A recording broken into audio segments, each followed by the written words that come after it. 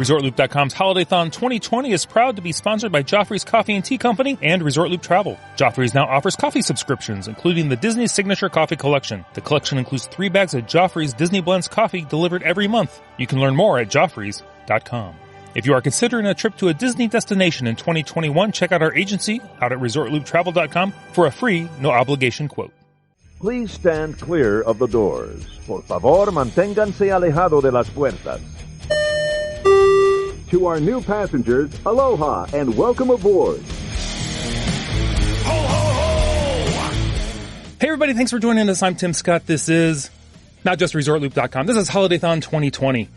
And what would HolidayThon be if we did not kick off the show with good friend of the show, Len Testa. You know him from The Unofficial Guide. You know him from Touring Plans and a little show called The Disney Dish with Jim Hill.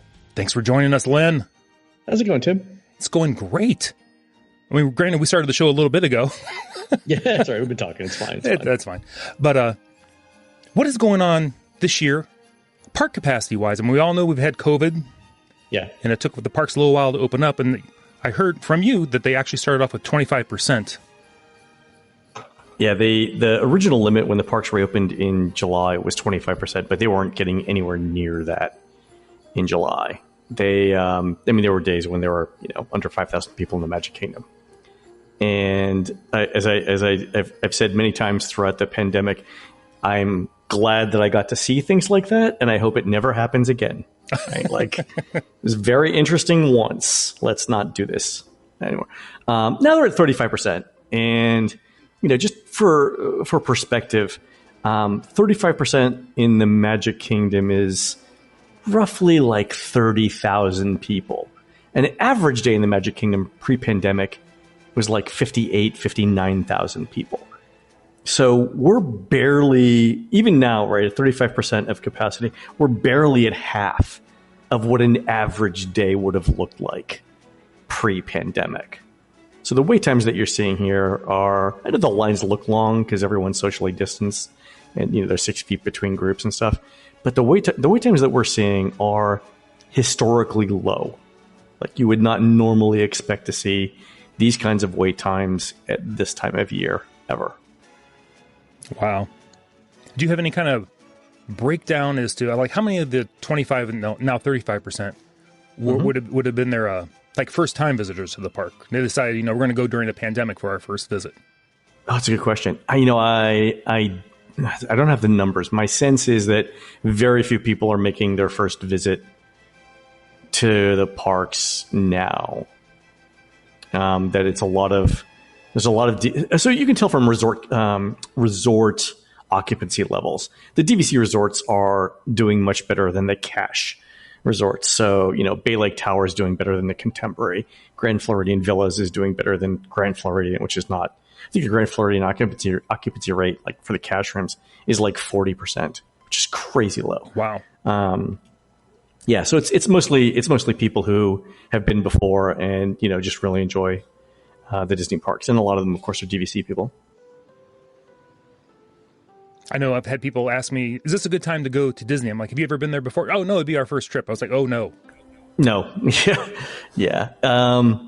The thing that you want to wait for, I mean, the things that sort of make Disney, I would say, would be things like parades, fireworks, especially like parades and fireworks, character greetings, and shows and restaurants. If we get 2 of those 4, if we get if we get either parades and fireworks or character greetings, and we get extended hours or more restaurants or more open resorts or something, we get some combination of those 2 things.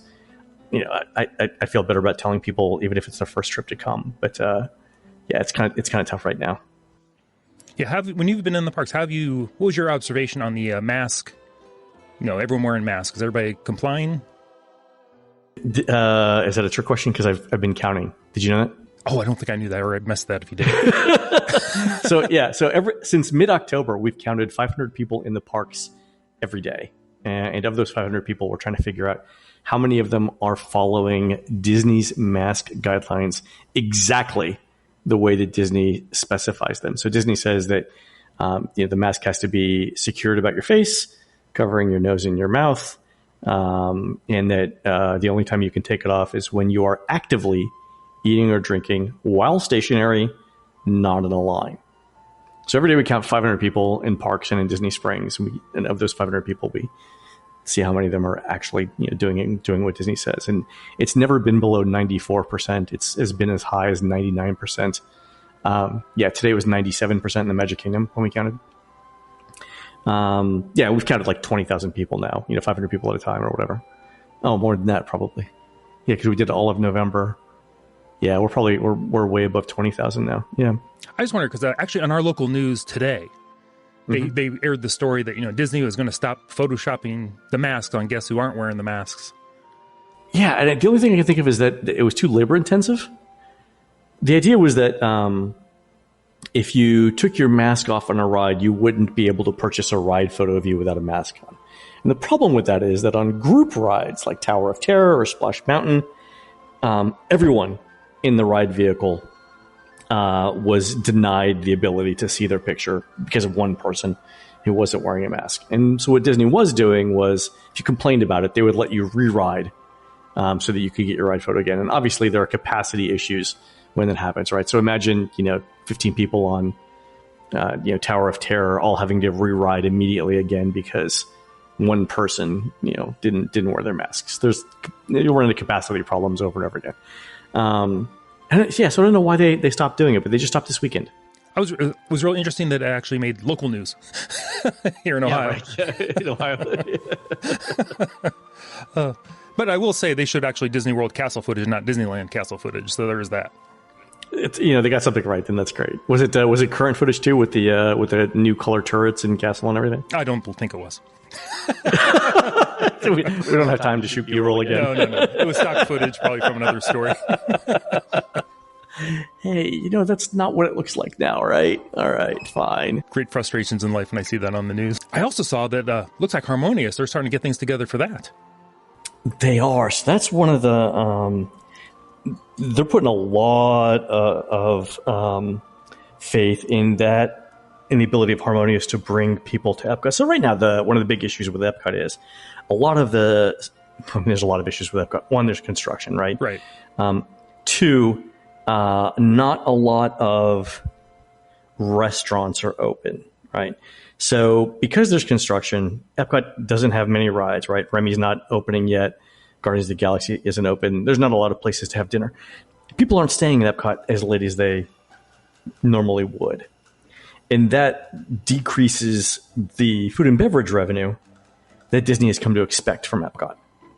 So Disney's putting a lot of faith in the ability of Harmonious to keep people around at Epcot till 9 o'clock, which means, even if the park opens at 11 or 12, you're basically getting 2 meals out of people. Then you're getting the lunch and the dinner crowd there. And especially with park hopping coming back on January 1st. Yes, that's great. Right. People, and Epcot being the park with the largest capacity, right? Disney definitely wants to be able to they want to give people who are looking for something to do in the evening the opportunity to come to Epcot and spend some money. Yes. Right. Oh yeah. So, the fact that they're moving these barges out into World Showcase Lagoon tells me that they're trying to get Harmonious done, at least parts of it, up sooner rather than later. Like I had always expected that, Remy's Ratatouille Adventure would be the first thing to debut of the new Epcot offerings, and now I'm not sure that it won't be Harmonious. Really? Because I might have heard from you. Isn't like Ratatouille right now? Sounds like it's almost turnkey, like ready to go. It's ready. Yeah, I think they held off on it because they need something to advertise to families as they start planning their 2021 trips. So my sense is that as you watch the Walt Disney World Christmas Parade on TV on Christmas Day, you're going to see a lot of advertisements for, coming this spring, Remy's Ratatouille Adventure in Epcot. And then you might even see some scenes of Harmonious, testing or whatever there as well. So my guess is those two things are going to be closer, summer or before summer rather than spring and then late summer or whatever. Oh, okay. Harmonious. Well, how do we think that's going to work? Do we think it's going to be the showstopper? Have we heard any kind of leaks or anything on exactly how it's going to go? Work? Nothing. I mean, we know it's water screens, Disney characters, Disney music, which is basically whatever other show. It means it's what World of Color is. It's what Rivers of Light was, right? It's what sort of like Fantasmic is. Same sort of thing. I'm interested to hear the music because that's gonna, the Illuminations music was just a classic soundtrack. It has big shoes to fill. Yeah, it's not going to. It's not even going to try and compete. I really think that's one of the reasons too why they put Epcot Forever. And it's not just that Harmonious, couldn't be ready in time. They didn't want the direct comparison between Illuminations and Harmonious. They needed something to be between those two, so to avoid the direct comparisons. So I think it didn't seem like Epcot Forever. I mean, Epcot Forever ran what, 6 months? October, November, December, January, 5 months and change. It seems like it was there and gone, and it was there and gone, right? But yeah, we didn't get much of that at all, did we? No. And from what I heard a whole soundtrack for it. It sounded really good. Of course, I was an old school guy. Yeah. Some of those songs were. It was great to hear them again in Epcot. My one big complaint with it was they used children for narrators. Oh, right. In it, and as I was sitting next to someone from Disney on the debut of Epcot Forever, and I remember turning to them and said, I don't need a child to tell me what Epcot's about. Like, I know what I know what Epcot's about. You should never use children for that, right? I've been here. There might have been profanity in there too when I said it. It was like it's like that line from Pulp Fiction. I don't remember asking you a thing. Anyway, it was like go back to the kids' table. Yeah, exactly. Yeah. So that's what I think. There are rumors of Harmonious tests coming soon. We'll know. We should know more in the next couple of weeks. Next exciting, because I looked up some pictures of this barge. Is it just one barge? Do you know? Is it a couple barges? There's several barges, yeah, and they're big. They're massive. Yeah. There's no way around it. They're big. And Disney said that they're going to mask the barges during the day by spraying water fountains, around them. And I gotta think. This is the thing you and I were talking about before the show, but the amount of water that they're going to have to move in order to project fountains that will hide that barge is a massive amount of water. Like the engines and the giant sucking sound from those pumps is gonna have to be deafening, I would think. Yeah. I'm not entirely sure how they're going to do that. And falling water is just white noise to begin with. So. Yeah. I mean, it'd be like Niagara Falls, right? Exactly. Yeah, I'm really interested to see that. I don't know how that's going to be possible, but we'll see. I mean, give them the chance to do it. So I mean, they're so big. Yeah. You could also almost paint them as sections of the Death Star. Exactly. Just landed there. Plant palm trees on them, right? Yeah. I don't know. It's ambitious. We'll see.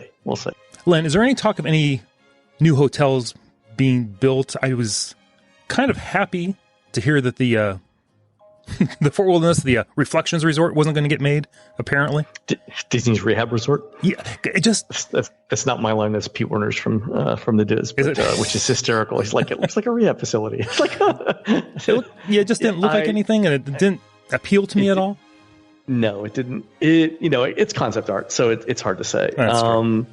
I think the trend with Disney's recent hotels is to de-emphasize theming. So the Riviera, rooms, they're nice, but they're not themed like, Animal Kingdom Lodge or Wilderness Lodge or anything like that. The same thing with Grand Destino, right? Other than the stuff in the lobby, it could be a corporate hotel pretty much anywhere in the United States. Maybe they thought that Reflections wasn't going to be all that. The thing that surprises me though is, the way that Disney counts DVC revenue is that it goes into the theme park bucket. And so for years we've been saying, whoever is the CEO when they stop building DVC is going to have a hole in their revenue stream that is going to be difficult to fill. And it looks like they're going to do that now, right? Because they don't have another DVC property in the works. There's going to be a gap where, all the DVC rooms are either sold or very close to being sold, and before they have a new one ready. So that's going to be interesting to see from a revenue perspective. Maybe they're just saying, you know what, we'll blame it all on the pandemic, and we'll get off this treadmill that we've been on for 30 years or whatever, 25 years. Right. The Disneyland property is still being developed, though. Is that correct? That's still going to go? The new tower out? The luxury thing, who knows? I mean, who knows with Disneyland anymore? Not that they'll be open anytime soon. It's going to be a year that it'll be closed. I mean, yeah, it boggles the mind that Disneyland would be closed for a year. Yeah. And that's a shame because, I mean, the new stuff all of the interesting stuff that they're doing, a lot of the interesting stuff that they were doing in Walt Disney World was around the resorts. Like if you think about what they've done with Wilderness Lodge over the last couple of years, that's really an improvement. Or if you think about like the rooms at Pop or at movies, right? Those were significant improvements. So Disney's been doing some quality stuff in the resorts, even the ones that already existed. It's kind of a shame to see it to see the progress stop. We got some decent rooms at Pop. We got some decent rooms at movies. So. Absolutely. Have you heard anything about fireworks coming back? I know there was like testing I heard, and there's some testing tonight. There's some testing tonight as we're recording this in Magic Kingdom. I think they're going to find a way to bring it back. It may be that they limit it so that they spread the fireworks out so you don't have to be in the central hub, for example, the Magic Kingdom to see it. Maybe they do something where it's more spread out around the park. I don't know, but my sense is that for some parks, they need to give people more of a reason to stay later, right, than they're currently staying, especially the Magic Kingdom, right? So the Magic Kingdom, if the park opens at 8 or 9, we've been testing touring plans pretty much every week since the park reopened, trying to make sure that we, that the models that we build accurately reflect current wait times and things like that. And it's possible to get through somewhere between 15 and 20 attractions in 7 to 9 hours, which gives you, plenty of time to repeat things or, sit down and have dinner and everything. And, so if the park is open 9 to 7, that's 10 hours, your day is done. But if they want to keep the park open later than 7, they're going to have to give people a reason to stay, because most people who got there at 9 will be done seeing everything they want to see sometime between 5 and 6 o'clock. Right. So if you want to keep the park open later, let's say till 8 or 9, you need to give people a reason to stay in the park. And I think the fireworks is it. And it's the same thing for Epcot. It's less true, obviously, in Animal Kingdom. But the studios, we tested a touring plan in the studios on Saturday, and it was every single thing in the park except Rise of the Resistance, which we couldn't get boarding groups for, but every single thing. Oh, and Disney Junior, which is it's not really the show anymore. You just sort of go in and run around. But it was every single thing in the park. The park's official opening was 9. They let us in at 8:10. We were done by 3:30. Oh wow! So let's just say that I want to go on Runaway Railway twice or whatever. That's an additional 45 minutes. So I would be done with the park by no later than 5 p.m. Why would I stay in any later than that? Right. At the studios. It's probably another reason they brought back a park hopping, so you can just leave there and go somewhere else. Go to Epcot, exactly. No, that's exactly right. So, but now I think what's happening is people are just leaving Walt Disney World entirely, right? Heading off property for dinner or whatever. Oh, yeah. You don't want to do that, or you don't want them to do that. You want them to stay right where they're at. Exactly. Do you think the fireworks will be kind of like short? It just seems like they're to have a long fireworks show. People tend to lose their mind and not really pay attention to where they're at. You know what I mean? Start congregating.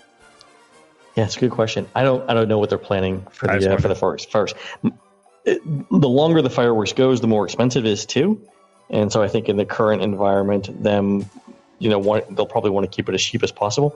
I think a 7-minute fireworks show would be great, right? Everyone would get a few wow moments in there. If it was in the Magic Kingdom, they could do a very simplified projection. Yeah. Show, right? At studios, you can show a bunch of Star Wars highlights and do, Star Wars fireworks again, or, the movie-based stuff again.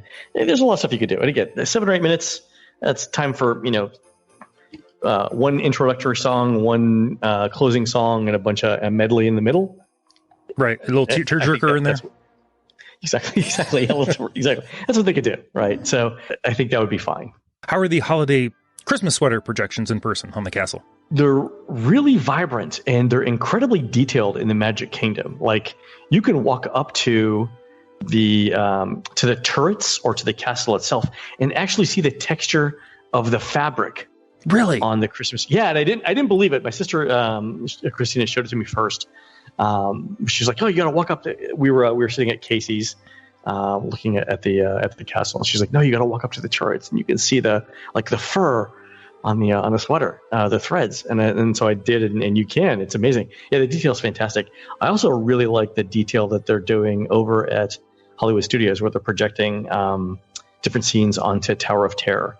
So when we were there Saturday, they were displaying like these Currier and Ives classic Christmas scenes on the tower. And it was amazingly detailed and just fantastic. And the closer you got to it, the better it looked. Yeah, really, really impressed with what they're doing there. They need to sell a home projection kit so I can throw the same stuff on my house. If we all had spare time, I would totally do it. You've seen videos of people doing it on YouTube and stuff. But yeah, how long does that take? I don't know.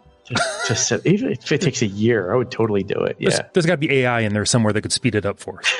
Exactly. Yeah, but they do a great job of mapping stuff, and it looks really, really good. So yeah, I think they have, is it 4 or 6 scenes for the Magic Kingdom, and they could do more actually. It's so it changes every 15 minutes. Yeah, but it's for what it is, it's very good. Awesome. We need to wrap up pretty soon, so I'm just going to hit you with a small question here. Okay. In light of the vaccine coming out, how soon do you see crowds maybe going up to maybe 50% in the parks? Oh, not anytime soon. Really? Because it's not. The vaccine the vaccine's available now, but think about how many people have to get vaccinated before Disney's going to feel comfortable that we're approaching herd immunity. That's going to take months. And so my sense is we'll have capacity limits and masks. I think through at least summer of 2020. We may even have masks for all of 2021, right? So I think through at least summer of 2021, we'll have capacity limits, and we'll probably have masks all of 2021, which is fine, right? The mask thing, it's right. I'm in the park now. I don't even think about it anymore. The mask thing is fine.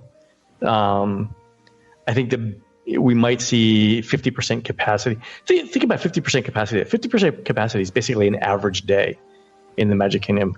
The capacity is like 90,000 people, so that'd be 45,000. But at Epcot, that's 55,000 people. That's a full park. So yeah, 50% capacity is going to be very, very close to an average day. They won't be able to run 50% capacity with social distancing in place and without all of the shows and things coming back. There's just not enough ride capacity. It's true. You need places for people to go. And not even enough places. Yeah, so it's funny. We were in the Magic Kingdom a couple weekends ago testing touring plans there. And to get onto Buzz Lightyear now, they actually walk you through the inside of the Monsters, Inc. laugh floor queue, like in the building. And then back and forth in the line. Then you go out the building and around to the other side of Buzz Lightyear. Yeah, same thing for Slinky Dog.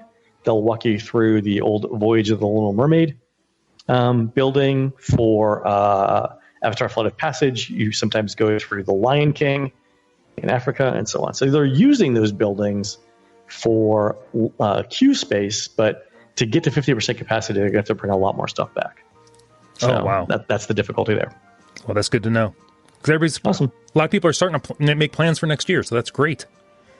Yeah, I'm looking forward to it. I think now that the vaccine is out, over Christmas, people are going to start looking for what they want to do and where they want to go in 2021. And I expect, most people aren't going to be traveling in the first quarter of 2021, but I think, summer, what I'm told is like summer should be, quote, normalish. Right.